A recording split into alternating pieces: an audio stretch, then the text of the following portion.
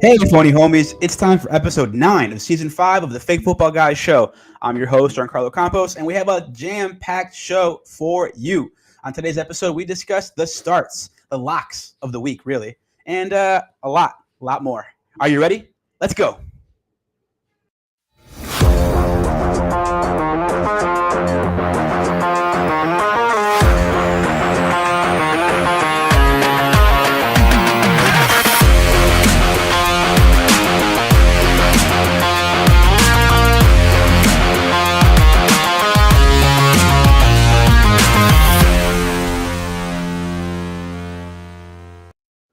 Welcome back, Fantasy Football fam. Like I said earlier, I'm your host, Giancarlo Campos, and alongside me is the best co-host of all time, the man with checkered shirt, Dustin DL Lingaman. What's up, DL? What's up, man? Not much, It's man. been too long since I saw you. What was it? I know. Was it Tuesday? Yeah. First 48 time hours. we're doing 2 shows in 1 week, so bear with us. Yep. Hopefully we'll get even better at this show because this show is probably one of my favorites, I would say. Because waivers are cool and all, but this is like you already got the guys, and now you're like, should I? Should I not? So I'm excited, man. I'm excited. Yeah. We're growing. We're Same growing. here. Same here. We are. We got to keep it going. Keep it going and keep growing. DL, I don't know if you're watching this Seahawks Cardinals game, but I'm repping for the Seahawks here just because they're winning right now, and got a few of their guys on my fantasy team. I was, but I use my TV's like one of those smart TVs, so I actually use it as a monitor when we do our shows. So it's like a little surprise at the end, Okay. All right, DL, let's go ahead and pay some bills real quick. Let's remind the people at home where they can follow us on Twitter. DL. Tweet FFG. That's right. We got a comment already. I don't know if you want to go ahead and post that off the bat. Here we go. Trade-in fan already for the Seahawks, I see. Ooh, getting called out again, JC. I love getting called out. You know, it's funny because when you were doing your rants a couple episodes ago, you were wearing the Miami, Treats jersey. And people were like giving you so much shit. They're like, how could somebody who's a Dolphin fan be ripping on the Bears? Made me smile. Yeah, just, I'm a fan of players too, I know that, but it was just funny because they're just first time, Anyways, but yeah, man. So we'll see. They've won one game. You got 3 more to go before your fan. Or wait, you're not doing that anymore, right? Nope. I already apologized, so we can move past that. Okay, we can move on. We don't want to beat them up too much. All right, still got that jam-packed show. So if you want to email us, you can email us at askusffg@gmail.com. If you want to call JC and call him out face to face, you can call him right now at 708-655-4508 and let him know that you're watching and ask him some questions. Like, I don't know, just do what you do. But be sure to follow, smash, and like us on Facebook. What? Be sure to like, share, subscribe, and smash that notification button. That way you know when we go live on Instagram, you got YouTube, Facebook, and anywhere you listen to your podcast. No, I posted a question. I don't know if you want to. Oh. That's why. Grade this trade. See, let's go ahead. I think you have ADD, man. Like you're very like, because when I'm talking to you and you're doing something, you're like, wait, what? Every time. I might have ADD. I might be undiagnosed. I think everyone has ADD. But okay, here's your trade. Wherever the Kenneth Walker for Travis Etienne and Zach Ertz. So obviously you got Kenneth Walker. I mean, we don't know that. The fans don't know that. The people at home have no idea if that's true or not. I like the trade. What side do you like more? The Kenneth Walker side, because Travis Etienne is kind of getting supplanted, I feel like. And it's only a matter of time. Zach Ertz is solid. He's definitely like tried and true. You can stick him in there. He'll probably give you some garbage time points. So yeah, I mean, overall, I give it like a C+. C+ for the Kenneth Walker side? Yeah. Well, I would give it an A for whoever got Kenneth Walker. That's an A. Yeah. Weird how that happens. Really weird how that happens. But yeah, anywho, Kenneth Walker for no, I think in a vacuum, right? In a vacuum. I don't know what the other team's needs are. So maybe they were like super desperate for another. Maybe they have a whole bunch of running backs and they're just like, yeah. Okay, I can give up Kenneth Walker because I got, I don't know, CMC or something. Could have had CMC if they would have waited a little bit because I was about to offer them a trade myself, but they didn't wait. So you snooze, you lose. Just so you know, if you're watching, you could have had CMC for Kenneth Walker and Justin Jefferson. You too, Tim. Anyways, yeah, you too, Tim, who ghosted me. All of a sudden, it got real quiet on that end. Grade this trade. Okay. So CMC, I was offered this trade. Someone CMC and B Rob Jr., which makes sense, handcuff. So CMC and the handcuff. And he was going to trade me Chase Brown, Jerry Jeudy, and Matthew Golden. I'm not stupid. Right? CMC is like the number 2 running back in fantasy right now, and you're giving me Jags? No, sir. You gotta if you want the value, you better bring value, right? Exactly. I countered. So here's my counter. All right. Let's hear it. So I stuck with Chase Brown just because, like, hey, it was his best running back that he had on his thing. Then I went with Garrett Wilson, and then I went with Tet. Oh, nice. Tet McMillan, nice. Yeah. Nice. I like that. You might have to give up a little bit more on the comeback, but maybe he'll do it. Depends on what the guy's got, Depends on what the guy's got. You can always counter. That's another thing, phony homies. You can always counter trades. You don't have to, gross. Decline, work with somebody. Depends. If you're not really wanting to trade your guys, I can see why you decline. But, just because someone gives you an offer doesn't necessarily mean you can't work something out. So that's true. Right. That is 100% true. Bryce, I will not smash. Come on, Brian. Come on, man. What's going on with you, man? What's going on with you? Anyway, funny homies, we have another jam-packed show as always. DL, let's go ahead and let me ask you, do you have anyone going tonight? We got a Thursday game. I'm looking right at it here on the TV. If I have ODB, then I'm screwed because I have this game going on a 75-inch TV I'm looking at right now. Yeah, I know. I wish I was watching too, but my screens are tied up. But I have JSN. I have him going, and I have Trey Benson. So I get a little bit of both sides. I really like watching these kind of games because it's like, all right, cool. I'm gonna grab my phone. Jason, why you look at that? Yeah. No, Jason is kind of having a. Okay. Sorry. Okay, Jason's having kind of a rough night. Not gonna lie. He wasn't targeted at all in the first half. Really? 0 targets. He had a run. I saw. Yeah, that was his first a part of the offense. So far, let's see. He's got 3 rush attempts. JSN, 3 rush attempts, 11 yards, 2 receptions, 21 yards receiving. So I guess they're picking it up because he has 3 targets in the second half. Trey Benson, 6 rush attempts, 28 yards, 5 receiving yards for 19 yards, 5 targets. So kind of meh. Zach Charbonnet, 2 touchdowns. I just got sniped again. Yeah, how's Kenneth Walker working for you now? Sucks. Flag. Campus. Hopefully it's a hold. Yes, thank you very much. Wait, we don't get, no one's can we talk about us. Yeah, absolutely we can. Okay, yeah. We just can't show it. Okay, cool. Anyways, yeah, go ahead. We can absolutely. Deal. We have a lot to talk about here. There's some injury news, Deal. Yeah.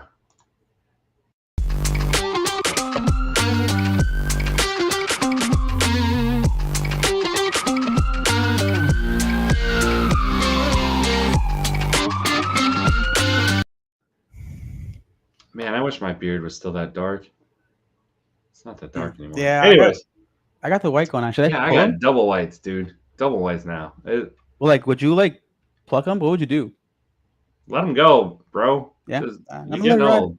You're getting old, dude. I let it ride, bro. I got grays everywhere. It's you're seasoned. So, anyways, for this portion, instead of going through old injuries like we did on Tuesday, I'm just gonna give you the questionables for week 4 at this point, right? Because for all these are things to monitor. Doesn't necessarily mean they're out and you're screwed or you need a pivot, but it's something to pay close attention to. So we're gonna start off things with trade McLaurin, Scary Terry, Gary. for the Commanders. He's injured for his quads. It's still uncertain. He is going to get a second opinion for his core muscles to see what's going on. Really, he didn't practice today, so it's not looking good. I honestly don't think he's going to suit up on Sunday, but we shall see. Something to monitor. Another one that popped up today. This one is kind Come of out. Come out. There was a recent report today that dropped. I'm not sure if you got a chance to see it. That he will not need surgery. So there was rumors that he may need surgery. So this is a lot worse of an injury than was initially thought. Uh, if I'm a Terry McLaurin guy, if I have him on my teams, I'm looking to move him ASAP. yeah, he hasn't done anything.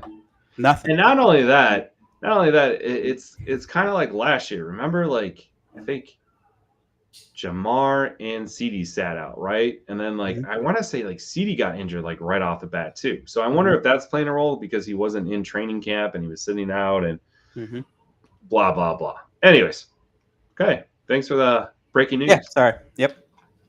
The next one I would say up next would be Devontae Adams. Now this is kind of scary because he's a little bit longer in the tooth, right? He's a little bit older of a wide receiver. Still awesome. Not saying he's bad or anything, but he missed practice today, and it's serious doubt for week 4. So, which sucks because he's been having like a really, really great season. It does actually open up. Obviously, if he does sit out, you're going to get more looks for like the other wide receivers, but that's something to monitor closely. CD Lamb. I put CD Lamb on here just because of the simple fact that on most platforms, which is really frustrating because I have CD, a lot of other people have him too, he's listed as doubtful. Even though everyone and their mama knows he's got a high ankle sprain and he's going to miss at least minimally 3 weeks. Why am I bringing this up? Because it sucks. Because you can't put him on IR because he's considered doubtful, not out, which is frustrating because I'd rather put him on IR and pick somebody else up than trying to drop him. So he's not going to play this week, guys. I'm just going to throw that out there. There's no way in hell he's playing. Even if he did, I think he'd be a decoy, but you don't have to worry about that because he's not playing. He's going to probably be out for 3 weeks. Next, we're going to go with Chris Godwin, a little update news, which is kind of crazy. He did practice, and he's trending towards playing, which is kind of surprising because reports that I was seeing was that he wasn't going to start until week 5. So this is actually pretty perfect timing for the Buccaneers because Mike Evans, which I was going to talk about as well, actually injured his hamstring, and he's expected to be out for 2 to 4 weeks. So this is a good little pivot. Hopefully you were smart like me and you grabbed Chris Godwin just to kind of like sit him on your bench so you could just plug and play him. But yeah, I would monitor that. I'm still kind of cautious on if Chris Godwin will actually play. Wrapping things up for the questionable week 4 guys, Malik Neighbors. He did injure his shoulder and toe. He missed practice, so week 4 is kind of murky at this point. So once again, something to take notice of. However, it is Thursday, so usually by Friday is when you get a better idea if they're going to go or not. I always feel that way. I feel like this is kind of like the shock value, and then by Friday you kind of actually know. So anyways, I really hope Devontae goes. Need him in a bad way. Yeah. Really. Yeah. Okay. Great. You want to start off with the starts of the week? You want to go? Yeah, let's go for it. NFC? Yeah. For this episode, guys, we're going to go ahead and give you guys the starts of the week. DL will handle the NFC, and I'll handle the AFC, and let you guys know who to start. And if you guys have any questions on who to sit, please send those in. DL, go ahead and get started with your pick at quarterback. Who you got? Okay. 1 second. I'm trying to just add something here real quick. Okay. Sorry. My bad, guys. Okay. Yeah, I wanted a little ticker at the bottom. Right there. It's cool. Okay. So starting things off for the NFC, I'm going to go with my boy, Caleb Williams. Now, you're probably wondering, what the hell are you thinking? Here's what I'm thinking. He's going against the Raiders. Their defense sucks ass. Caleb Williams is actually becoming a must-start QB in fantasy. Through the 3 weeks, his completion rate has been 63.4 of his passes. 59 out of 93 for 715 yards with 7 touchdowns and only one pick. Add in his rushing ability, which he's been running a lot. We love to see that in fantasy. He's giving managers both a safe floor and explosive upside. After torching Dallas for 4 TDs last week, Williams is a lock in your fantasy start of the week at QB. I think it's going to be a good one. I think he's going to continue to build on success. The next guy I have for a lock this week would be, no surprise here, Jalen Hurts. He remains one of the safest fantasy QBs in an NFC. So far in 2025, he's had 55 completions for 77 attempts, 479 yards with 3 TDs and 0, count them, no interceptions. He's averaging about 6.2 yards per attempt, but his passer rating is 100.5. So once again, like Caleb, he's got like that dual threat value. Hurts regularly contributes on the ground, anchoring his fantasy floor.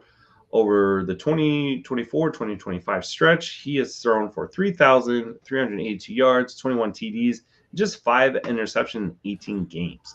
So I feel like if you're looking for like more explosive, go with Caleb. If you want to set and forget it, I think Jalen's your guy. Thoughts? I like him. I like both of those picks, believe it or Kinda not. easy. Yeah, easy. We went with I like went safe. I went well, kinda Jalen, safe. you did. Not. I mean, Caleb wasn't. Caleb, I was like, after a pick, after a good start, you know what? I like it. I like those locks. Mine, I went a little more adventurous. I hope you don't mind if I jump into my QBs. yeah, we can go. We can tag team it. Go ahead. Yeah. All right, cool. Bam. So I'm going to go ahead and give you my AFC QB locks. Hey, look at you, killing it over there. Locks of the week. My first pick is going to be Drake May of the Patriots. They play against the Panthers. Now, May has looked increasingly comfortable as New England starter, and now he draws a juicy matchup against the Panthers defense that has been porous, okay? They've been getting killed by opposing passers. May is pushing the ball downfield with confidence. And here's the most important part, the fantasy football part, he's rushing the ball a ton. That rushing floor gives him sneaky QB1 potential this week. If you've been streaming quarterbacks, May is one of the best bets to plug in and play.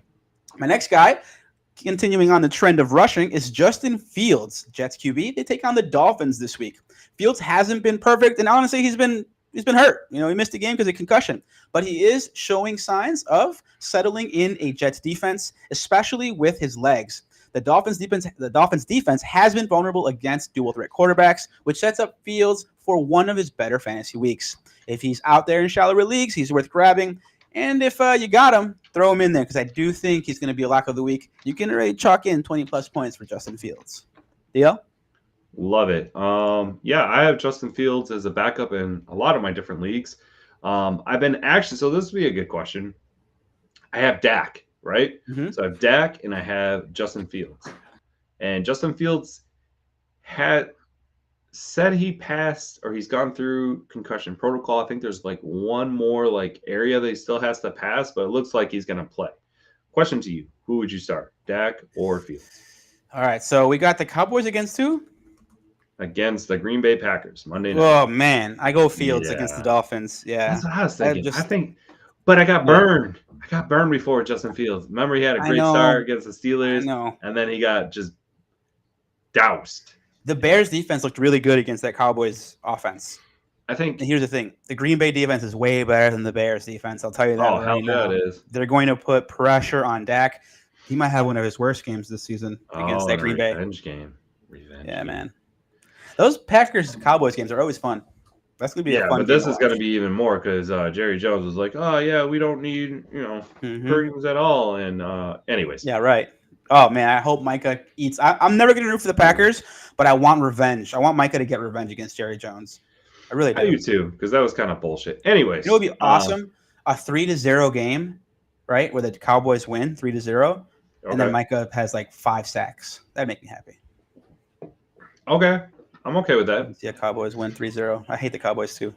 Yeah, Cowgirls. I don't like them. Yeah. Everyone loves them. America's team. True. Anyways, I'm going to head over to the NFC, and we're going to talk about, as soon as it clicks on, why is it not clicking on? We're going to talk about the running backs. For whatever reason, that is not showing.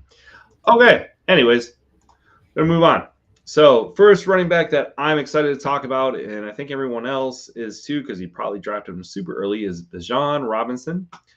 He's proving why he was drafted RB1. He's piling up 239 yards on 47 carries, about 5.1 yards per carry.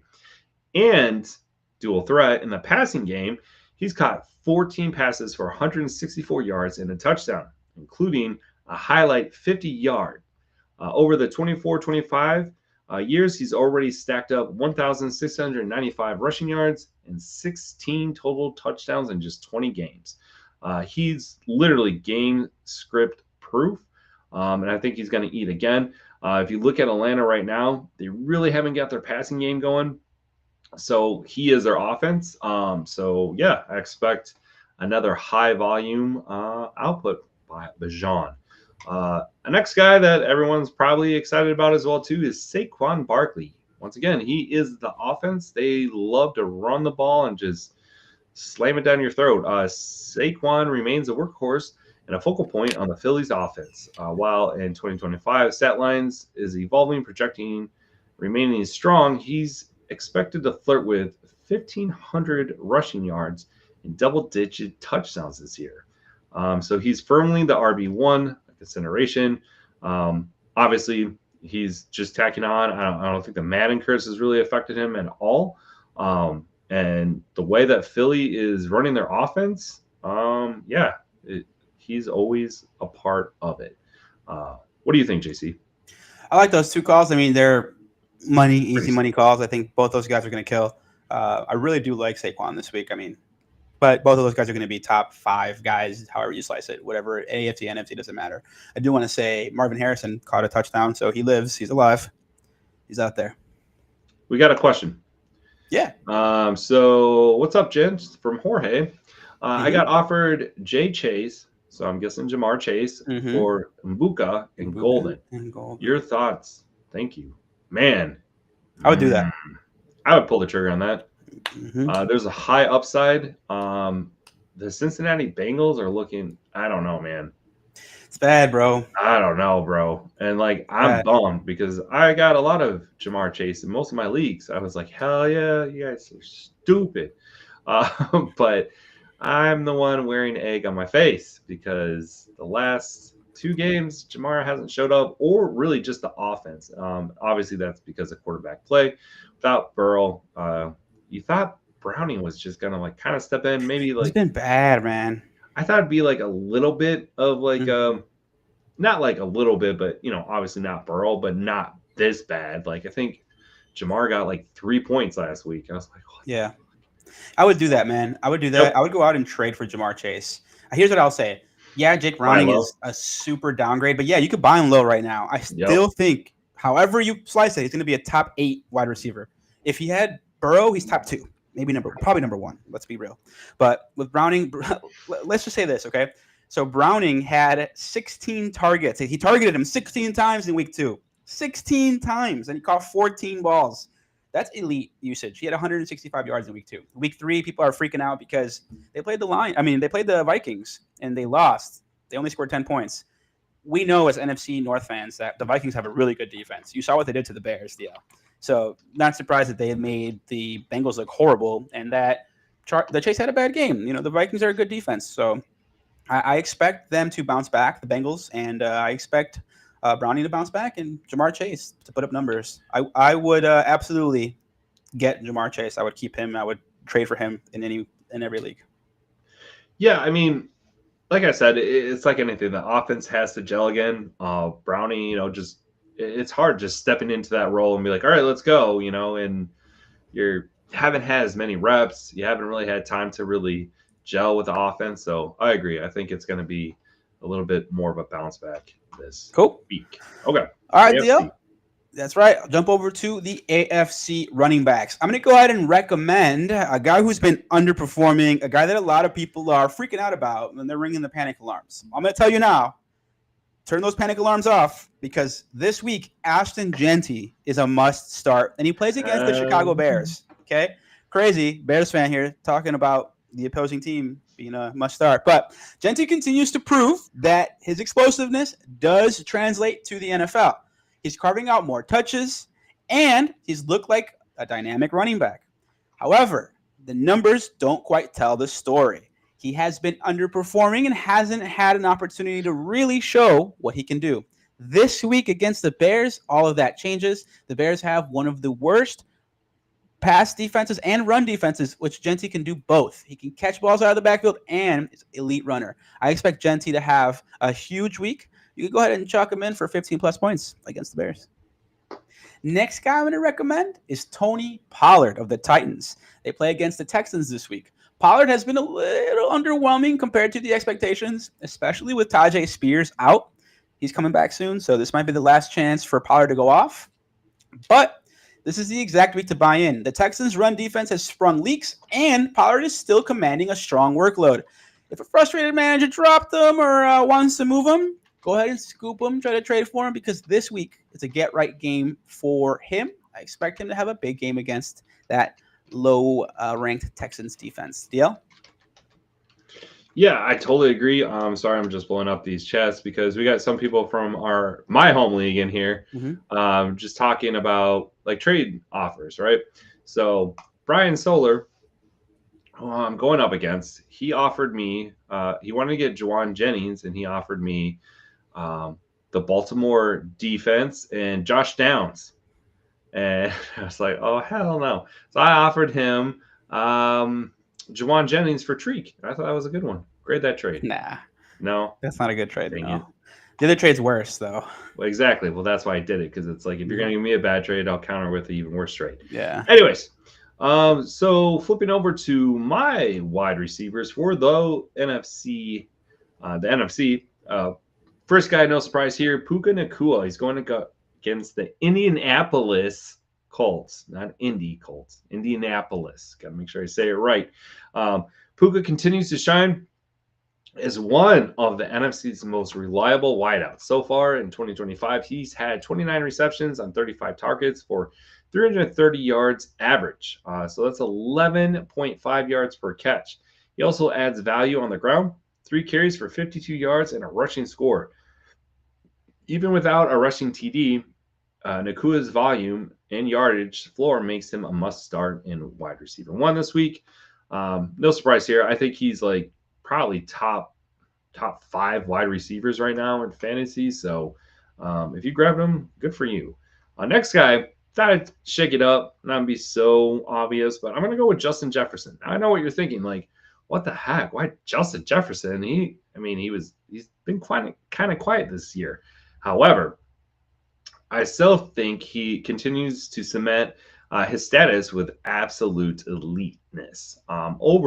He's caught 12 catches for 20 targets.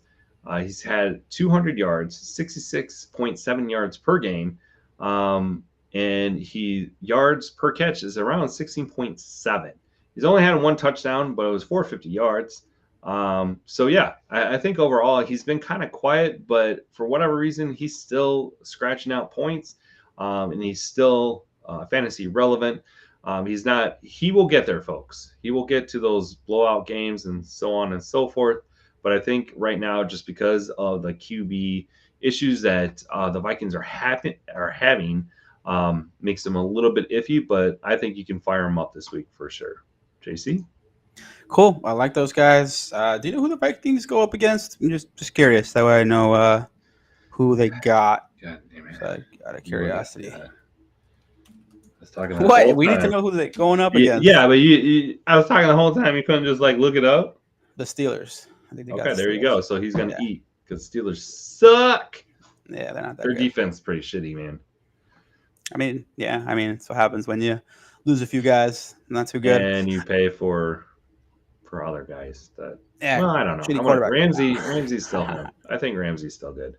He's solid. He's solid. That defense is okay. All right, I'll go ahead and jump over to the AFC, and I'm going to start with surprise, another Raider, Jacoby Myers of the Raiders. They go up against the Bears, as we alluded to earlier with Ashton Genty. Myers remains a steady volume play and a security blanket in the Raiders' passing game against the Bears secondary that has struggled with all kinds of passing routes. Let's be real. Myers should continue his chain-moving role with a chance at double-digit targets. He's not flashy, not a lot of frills or thrills, but he's a safe wide receiver too this week. Fire up Jacoby Myers against the Bears. Next guy I'm going to recommend is actually a trio. I'm sorry. Timeout. So, who would you start? Jacoby Myers or Trey Tucker? Jacoby Myers, no question. I think Trey Tucker is like becoming the best guy there. But look, man, I think it was a splash game. So we'll see, though. But a lot of people are really high on Trey Tucker. I like Trey Tucker coming out game. I think Jacoby Myers is the guy. Okay. Sorry. Yeah, I think he's just reliable. I've seen it already. I've seen him do it. All right, next group. It's actually a group. I'm gonna affectionately call them the three amigos. Keenan Allen, Quentin Johnston, and Ladd McConkey of the Chargers. They go up against the Giants. The Chargers' passing game is alive and well, and all three wideouts deserve a look depending on your roster needs. Allen is still showing he's a reliable receiver. He's ranked in the top 10 right now in fantasy leagues at the wide receiver position. Johnson remains a high upside swing. He is also ranked in the top 10 in fantasy football at the wide receiver position. And lastly, Ladd McConkey, who, surprise, surprise, I thought he was going to be the lead wide receiver, and I think by year's end he will be. But Ladd McConkey is still a damn good guy. I expect him to continue to come on as the season progresses and lead that wide receiver trio. Suffice to say, you guys start all three of them. Start any one of these guys this week. They're going to kill this Giants team. Deal? Agreed. Although it's going to be fun to watch the Giants. I'm really excited to watch them. Although I'm going camping with my girls. But I will be back for the afternoon game, so I'll be excited about that. Jason Myers just missed a really big kick, and somehow, some way, the Cardinals are a touchdown and a field goal, or an extra point away from tying this game. Of course they are. Crazy. I hate the Cardinals. They do not deserve to win this game. They've been playing garbage. They've been, and yeah. Anyways, Kyler Murray sucks, but anyway. Dude, he's so bad. He's so bad. And I don't get it. Marvin Harrison. Although I think Marvin Harrison just caught like a highlight reel on this game. He did. So nice catch. Whatever. So did JSN. He had a nice catch at the sidelines, like a 40-yard bomb. What? Yeah, it was nice. Okay.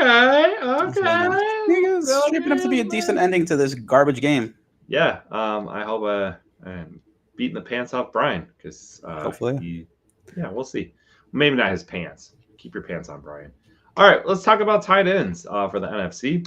We're going to start things off with. I know this is going to be weird. I know I'm going to get a little like, wait, what? I'm going to go with Jake Ferguson, Ferginator. Yes, sir. Whoa. I am. Just because, tight ends are thin, and Jake Ferguson is quietly giving managers consistency. That's why. Safe bet, right? He's hauled in 27 receptions for 183 yards, averaging about 68 yards a catch.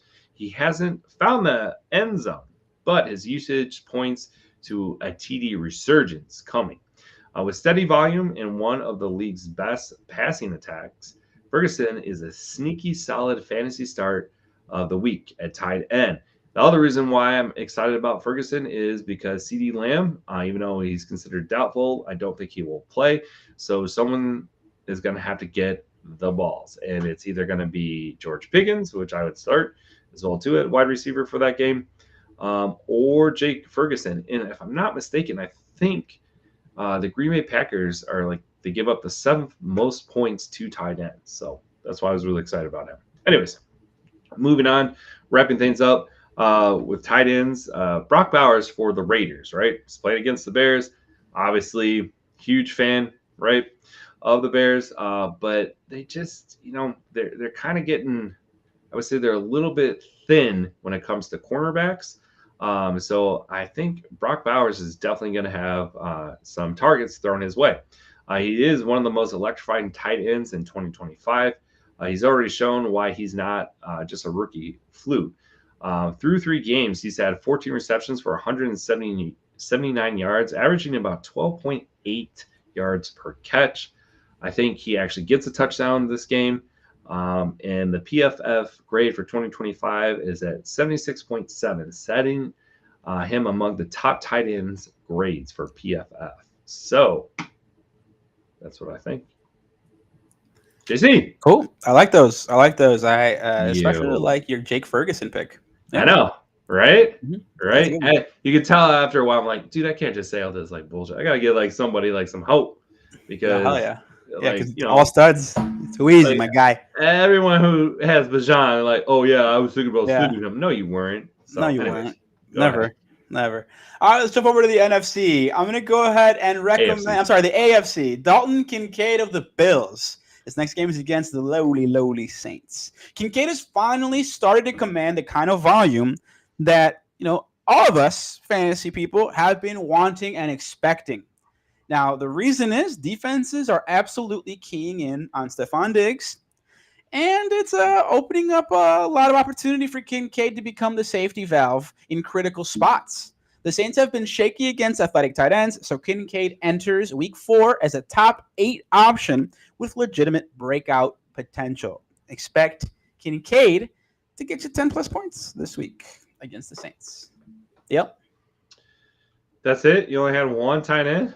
I only have one tight end. That's bullshit. You're supposed to have 2. You said 2 I for each. I could give you another one if you want. Yeah, do it. All right. Let's give you another one. This Search. week, this is real quick, fast. This week, I'm going to go ahead and give you another tight end that's going to be a fun play. A guy who could give you a few points, and you know what? I think it'll happen. Brenton Strange of the Jaguars. Ooh, yes. The lead receiver for the Jaguars right now this season. Leads with targets and yardage. Goes up against the 49ers this week. Fully expect Brenton Strange to continue that trend and be another solid tight end. I don't know if he'll finish in the top 6, but I think he could finish 7th or 8th in fantasy at the tight end position. I like Brenton Strange this week against a 49ers defense that is very good, but does not cover tight ends well. Deal? Okay, so just a couple of things Brian wanted us to share is number one, Mrs. Stafford has taken her wedding ring off, signaling trouble in paradise. That's not real. Avoiding the Rams. That's not real. I mean, he's got sources. And then he didn't like Kincaid. He already benched him. So, I mean, do what you want, Brian. Especially this week. Don't listen to us. No way. Anyways. Okay, not a bad show. Not a bad first time kind of ranking. We're going to get better at this. I think next week I'm going to dive a little bit deeper of like starts of the week. Like maybe those guys in the fringe that you're actually like kind of like, who should I actually start? Is he worth the start or not? So I promise you, phony homies, I will do that for you. JC? Unreal. I just looked up Matt Stafford's wife, Kelly Stafford.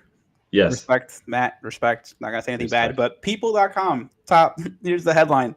Kelly Stafford jokes Matt Stafford doesn't need vasectomy after hit to groin. I don't know what the hell comment that was about her taking off her wedding ring. That's all bullshit. Shout out to Matt Stafford. Keep killing.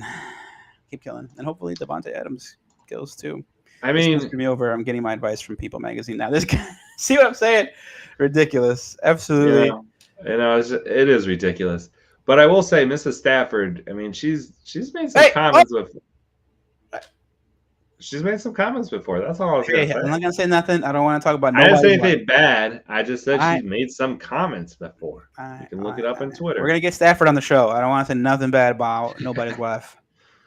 So, that'd be awesome. That would be awesome. Okay. All right, that's it for today's episode, Phony Homies. Remember to shoot your start-sit questions to us by tweeting us, DL. Tweet FFG. And use the hashtag AskUsFFG. Or send your questions to us via email, if that's more your speed, DL. At AskUsFFG@gmail.com. We love getting those fantasy questions, answering them here live on the show or on Twitter or via email. And finally, if you decide to send those questions via text or phone call, DL, what's the number? Yeah, you can talk gossip with JC at any time about anybody's partner. It's area code 708-655-4508. It's my phone number. One of these days, I'm going to sneak DL's number in there. Just you watch. I'm not going to read it. I'm not like Rob Burgundy where I'll be like, Before we get out of here, what's your prediction for the Bears-Raiders game? I think the Bears are going to win. I think they're going to win. I'm going to go 31-24. Oh, you're expecting another 30-pointer. Okay. Mhm. But I could see that score considering how bad our defense is. It's That's one of the right. worst defenses we've had in a long time. I'll tell you that right Not now. last week. Not Not last week last week. against Not Dallas. last week. 2 picks, Yeah. buddy. Heck yeah. Actually, Okay. 2 picks and a strip from Mm-hmm. Javante. So Mm-hmm. okay. I think it'll be 28-21. Bears. 20 Bears. Bears by Bears. 1,000. Bears. Bears by a million trillion. All right. Thanks for tuning in, phony homies. Thanks to DL for his awesome fantasy advice. My name's JC. We'll catch you on another episode of the Fake Football Guys Show. Like, share, subscribe, and Smash!